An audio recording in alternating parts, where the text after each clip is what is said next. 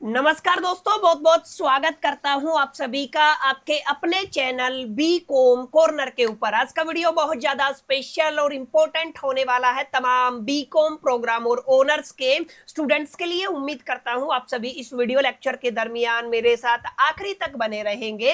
और हाँ, अगर आपको ये वीडियो हेल्पफुल लगता है, कंटेंट यूजफुल लगता है, तो इस वीडियो को लाइक करके अपने तमाम दोस्तों के साथ शेयर जरूर करेंगे। तो विदाउट वेस्टिंग द टाइम चलिए शुरू करते हैं। माय डियर फ्रेंड, जैसा कि आप सभी जानते हैं, रिसेंटली हम लोग चर्चा कर रहे हैं आपके सेमेस्टर 6 के one of the most important subject business analytics को लेकर के। और बिजनेस एनालिटिक्स के अंदर रिसेंटली हम लोगों ने आपकी प्रैक्टिकल क्लासेस स्टार्ट की थी, जिससे जुड़ी हुई टोटल 5 क्लासेस मैं ऑलरेडी चैनल के ऊपर अपलोड कर चुका हूं। फाइनली आज का हमारा क्लास नंबर 6 रहने वाला है, जहां पर हम लोग काफी डिटेल में, काफी डेप्थ में जाकर के डेटा विजुअलाइजेशन को सीखने वाले। देखिए, कई बार आपके फाइनल एग्जामिनेशन के अंदर एग्जामिनर आपको डेटा विजुअलाइजेशन से जुड़ा हुआ सवाल दे देता है। तो डेटा विजुअलाइजेशन होता क्या है, कौन कौन सी टेक्निक का इस्तेमाल किया जाता है, किस तरीके से एक सही अप्रोच का इस्तेमाल करके आप लोग डेटा को विजुअलाइज कर सकते हैं एक्सेल के अंदर, इन तमाम मुद्दों पर मैं आप सभी के साथ काफी डिटेल में चर्चा करने वाला हूं। तो देखिए, डेटा विजुअलाइजेशन का मतलब क्या है। जैसे अगर आप लोग यहाँ पे ध्यान देंगे तो ये एक पर्टिकुलर डेटा गिवन है। अब इस पर्टिकुलर डेटा को आपको विजुअलाइज करना है। विजुअलाइज करने का मतलब है इस डेटा को आपको चार्ट की फॉर्म में कन्वर्ट करना है। अब हमारे पास मल्टीपल चार्ट्स होते हैं,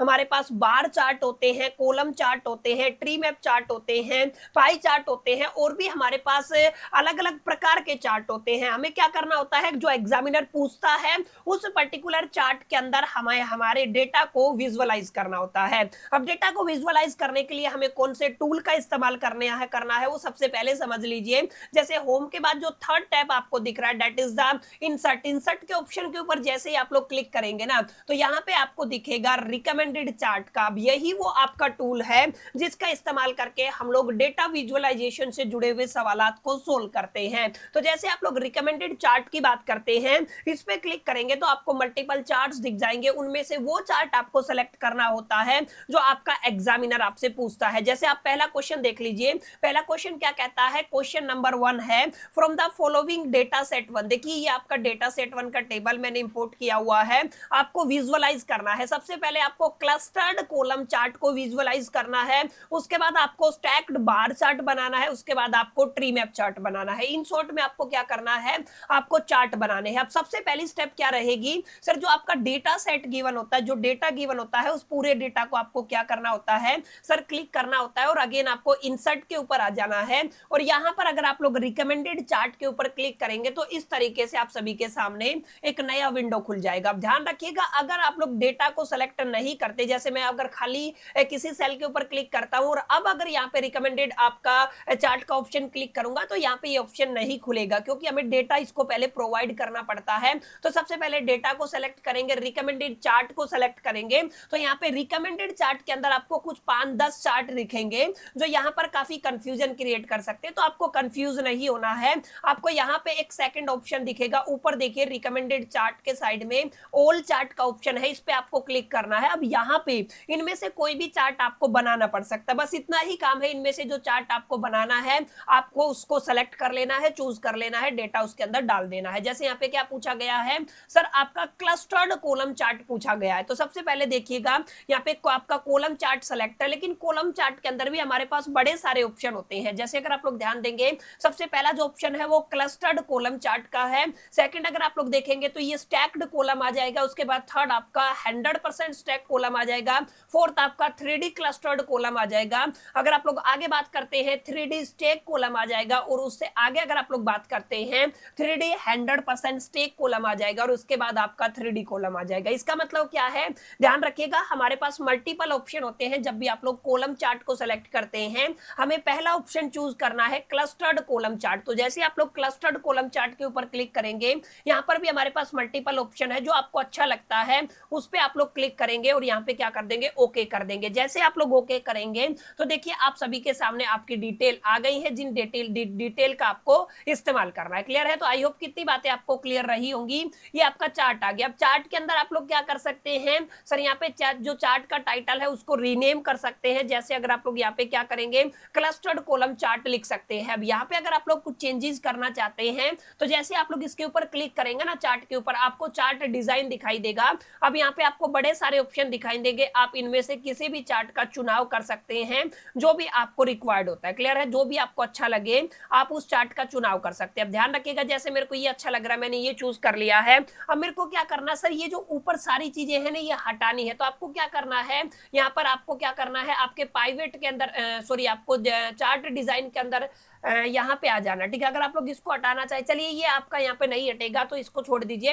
हाँ, आप लोग इसको एक और टेक्निक से हटा सकते हैं। देखिए यहाँ पे लिखा हुआ है ना प्लस का ऑप्शन है, यहाँ पे आपको बड़े सारे ऑप्शन दिए जाते हैं। आप इनमें से जैसे अगर आपको ग्रिड लाइन ऐड करना है तो ग्रिड लाइन ऐड कर सकते हैं, हटाना है तो हटा सकते हैं। आप एक्सिस को रखना चाहते हैं तो रख सकते हैं, एक्सिस को ऐड करना चाहते हैं तो कर सकते हैं। अगर आप लोग चार्ट टाइटल को रखना चाहते हैं तो रख सकते हैं, हटाना चाहते हैं तो हटा सकते हैं। इस तरीके से आप लोग इसको कंप्लीटली एडिट कर सकते हैं। अगर इसके अंदर आप लोग कलर के अंदर चेंज करना चाहते हैं तो देखिए कलर भी चेंज का ऑप्शन दिया हुआ है, जो आपको बेहतर लगता है उसका आप लोग यहाँ पे चुनाव कर सकते हैं। तो my dear friends, it's all about the line chart. अब इसमें है ना आपको मल्टीपल ऑप्शन दिए जाते हैं, मैंने बताया ना आपको क्या करना होता है, मल्टीपल ऑप्शंस के साथ क्या करना होता है, खेलना होता है। Is it clear? तो आई होप कि इतना आपको समझ में आ गया होगा कि क्या क्या चीजें हमसे पूछता है और किस तरीके से आपको क्या करना होता है, क्वेश्चन को यहाँ पे आपके चार्ट की टर्म में कन्वर्ट करना होता है। Prepare a stack bar chart to show the contribution of the each product in the total sale. देखिए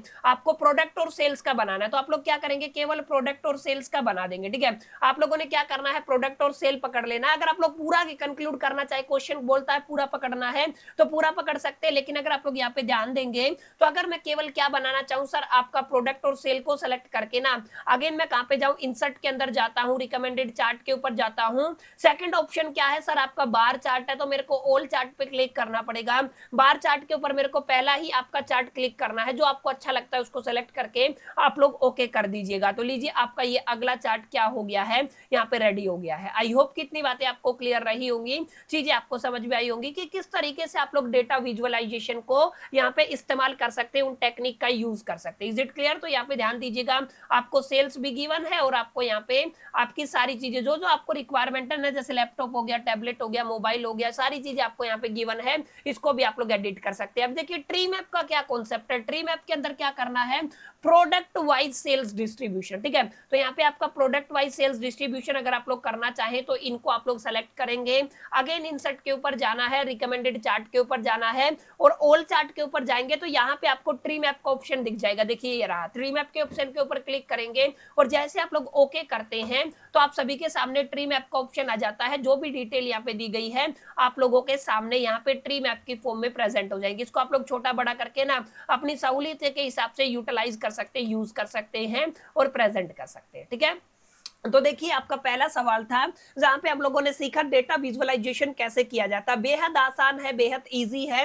उम्मीद करता हूं यहाँ तक आपको बातें समझ में आई होंगी और आपको एक क्लैरिटी मिला होगा। एक थोड़ा सा डिफरेंट तरीके का सवाल और लेते हैं जहां पर हमें कुछ और डेटा गिवन है। जैसे आपको यहाँ पे क्या करना है, पेरिटो चार्ट करना। जब भी ये आपका डेटा गिवन है, पेरिटो चार्ट है ना, आपको डायरेक्टली नहीं मिलता है पर पूरा प्रोसेस सेम रहेगा। इंसर्ट के ऊपर जाएंगे, रिकमेंडेड चार्ट के ऊपर जाएंगे, ऑल चार्ट के ऊपर जाना है। जब भी आप पेरिटो चार्ट की बात करेंगे तो ये आपको हिस्टोग्राम में मिलेगा। ध्यान रखिएगा, पेरिटो चार्ट एक ऐसा है जो इनडायरेक्ट वे में आपको सर्च करना होता है। हिस्टोग्राम पे क्लिक करेंगे तो सेकंड ऑप्शन यहाँ पे दिखेगा जिसके ऊपर क्या लिखा है, पेरिटो चार्ट। पेरिटो चार्ट के ऊपर जैसे आप लोग क्लिक करेंगे, ओके करेंगे तो आपको रिक्वायर्ड रिजल्ट मिल जाएगा। Is it clear? तो देखिए बिल्कुल आसान है, बिल्कुल इजी है। जो जो बातें मैं आपको बता रहा हूं अगर आपने उन सभी बातों का ख्याल रखा तो बड़े प्यार से आप लोग इन चीजों को हैंडल कर सकते हैं। अब सेकंड आपका क्या करना है सर, आपको पाई चार्ट बनाना है। तो सारे के अंदर क्या बनाएंगे सर, पाई चार्ट बनाएंगे। तो इंसर्ट के अंदर जाएंगे, अगेन आपका रिकमेंडेड चार्ट के अंदर और ऑल चार्ट के ऊपर जाएंगे तो यहाँ पे पाई चार्ट आपको सिंपल मिलेगा। सारे अलग अलग तरीके के पाई चार्ट हैं, हमें सिंपल पाई चार्ट तैयार करना है। तो ये लीजिए आपका सिंपल पाई चार्ट क्या हो गया है, तैयार हो गया। ठीक है, तो इसको क्या करेंगे आप लोग यहाँ पे रीअरेंज कर सकते हैं। तो बस सिंपल है, ध्यान रखिएगा। इसमें नई बात क्या थी सर, नई बात ये थी टेक्निक सेम रहने वाली है, डेटाबेस बदल गया है।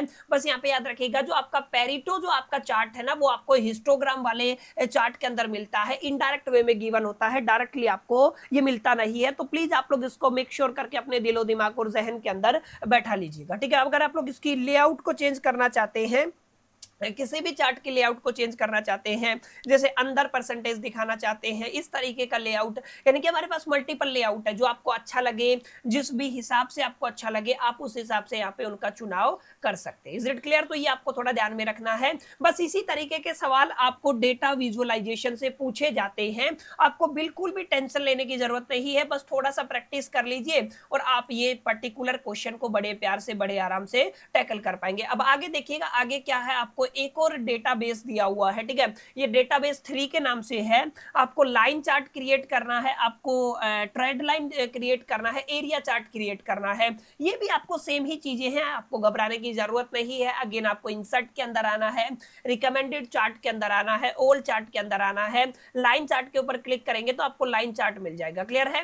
यहाँ पे ध्यान दीजिएगा, आपको क्या मिलेगा सर, आपको लाइन चार्ट मिलेगा, ठीक है। तो लाइन चार्ट के ऊपर जैसे ही क्लिक करेंगे, ओके करेंगे, आपको क्या मिल जाएगा, लाइन चार्ट मिल जाएगा। तो देखिए लाइन चार्ट का ही ये ट्रेड लाइन भी रहता है, ठीक है, इसी के अंदर आपको क्या मिल जाता है, ट्रेड लाइन मिल जाता है। तो इसको आप लोग क्या कर सकते हैं, सेलेक्ट कर सकते हैं। अब आगे अगर आप लोग देखेंगे तो सेकंड क्या है, ये आपका ट्रेड लाइन हो जाएगा। और थर्ड क्या है सर, एरिया चार्ट। ये एरिया चार्ट कौन सा होता है सर, ये भी आपका एक चार्ट ही होता है और ये रिकमेंडेड चार्ट के अंदर ही आपको दिखेगा। ऑल चार्ट के ऊपर आप लोग क्लिक करेंगे और यहाँ पे देखिएगा आपको एरिया चार्ट, देखिए लिखा हुआ एरिया चार्ट के ऊपर क्लिक करेंगे, जैसे ही आप लोग ओके करेंगे आप लोग एरिया चार्ट की फॉर्म में अपने डेटा को विजुअलाइज कर सकते हैं। तो बेहद आसान है, अगर आप लोग ध्यान देंगे तो बड़ा ही इजीली इन तमाम चीजों को प्रैक्टिस कर सकते हैं और मास्टरी कर सकते हैं और अपने फाइनल एग्जामिनेशन के अंदर पूरे मार्क्स इजीली सिक्योर कर सकते हैं। तो माय डियर फ्रेंड्स, ये कुछ सवाल मैं लेके आया था आप सभी के लिए, जो आपके किससे जुड़े हुए हैं, आपके प्रैक्टिकल एग्जामिनेशन से जुड़े हुए हैं, जहां पर हम लोग किन की बात करते हैं, डेटा विजुअलाइजेशन की बात करते हैं। हो सकता है आपके पास और भी बहुत सारे सवाल हो, तो डेफिनेटली आप उनको प्रैक्टिस कर सकते हैं अपने फाइनल एग्जामिनेशन के प्रोस्पेक्टिव से और अपने पूरे मार्क्स सिक्योर कर सकते हैं। उम्मीद करता हूं ये जो 6वां क्लास था, 6th लेक्चर था, आपको पसंद आया होगा, सेशन यूजफुल लगा होगा, वीडियो अच्छा लगा होगा। वीडियो अच्छा लगा तो इस वीडियो को लाइक जरूर कर दीजिएगा, दोस्तों के साथ शेयर करना मत भूलिएगा। पहली दफे चैनल पे आए हैं तो सब्सक्राइब करके बेल आइकन को जरूर प्रेस कर दीजिएगा। इस वीडियो के अंदर इतना ही, मिलते हैं नेक्स्ट वीडियो के अंदर। जब तक के लिए मैं तो सोल the best, till the keep learning.